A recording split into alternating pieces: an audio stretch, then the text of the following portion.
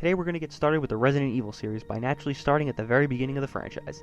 The original Resident Evil was released on the PlayStation in 1996, which was then followed by several ports onto the Sega Saturn, PC, Nintendo DS, and finally the PlayStation Network.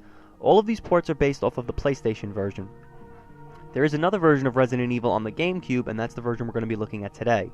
The GameCube version is a complete remake of the original. It's got all new graphics, gameplay, and voice acting. Overall, the GameCube version is probably the best way to experience the first Resident Evil.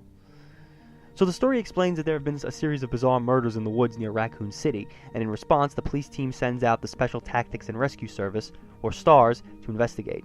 They send out Bravo Team first, and when they don't respond back, Alpha Team heads out to see what's going on. You choose to play as Alpha Team members Chris Redfield or Jill Valentine. While Alpha Team is searching for Bravo, they get attacked by some dogs and are forced into the nearby Spencer Mansion, which, just so happens to be overrun with zombies. Your goal is now to find the other members of Bravo Team and figure out just what in the hell is going on in the mansion. Resident Evil's story doesn't overload you with cutscenes. Most of the story is in fact written down in journals, books, notes, and other things. If you want to get the full story behind the horrors in the Spencer Mansion, you're going to need to read all of these things. You don't have to, so it's up to you on how involved you want to get into the backstory.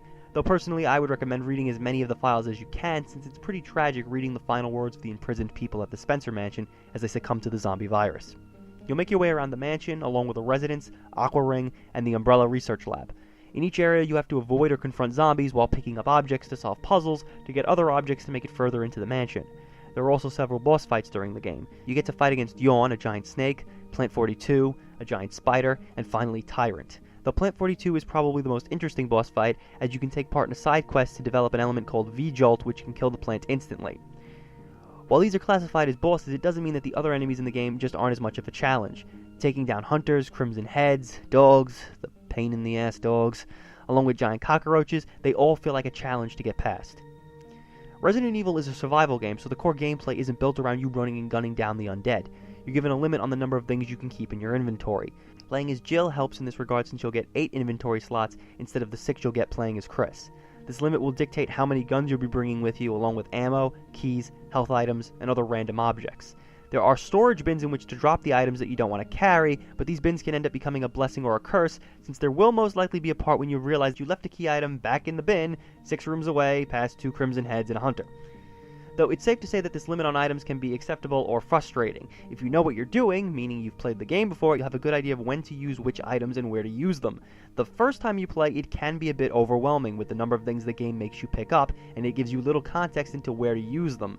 Though if you stick it out, it is extremely satisfying when you figure out just what the hell you need to do with that item that was sitting in your inventory for the last 4 hours. I would definitely recommend starting the game as Jill for an easier time.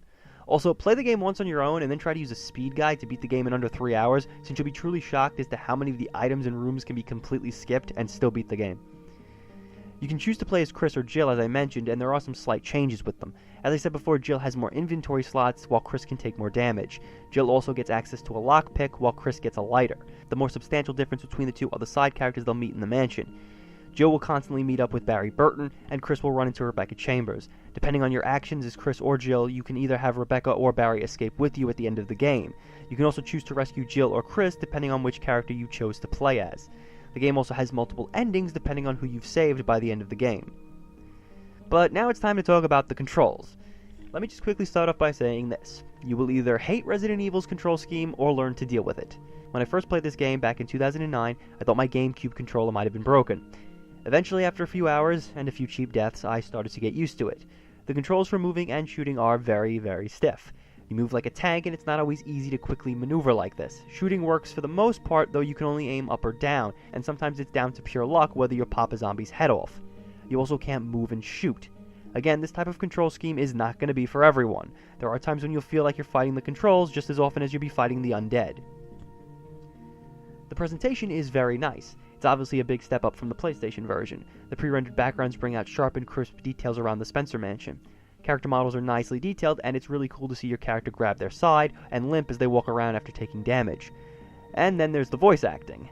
It's not perfect, but compared to the voice acting that was found in the original PlayStation title, it's definitely an improvement. Though seriously, I would recommend watching the cutscenes from the original just to get a good laugh.